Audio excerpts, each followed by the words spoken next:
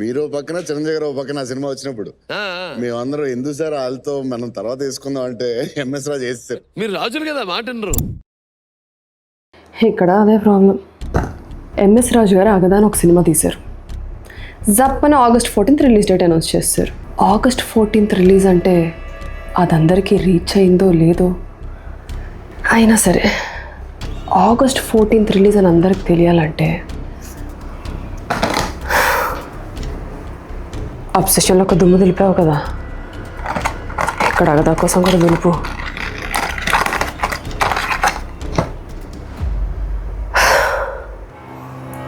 అగదా August 14th release world wide అందరికీ తెలియాలి. వామ్మో, హే ఎంఎస్ రాజు గారు మామూలు కాదు కామాక్షి. 2 సార్లు డబ్బింగ్ అని చెప్పి ఫస్ట్ హాఫ్ మొత్తం చెప్పించారు. Very smart. Hello hello, August 14th అవునండి. డర్టీ గారి హీరోనే. 2026 ఏనండి. పొలిమేర హీరోయిన్ అండి. ఎంఎస్ రాజు గారేనండి. నా పక్కనే ఉంది. లేదండి, ఏం చేయట్లేదు. సినిమా తప్ప ఏం చేయమండి. మీడియా ఎంఎస్ రాజు గారు. సార్ మళ్ళీ చేస్తాను సార్, సారీ.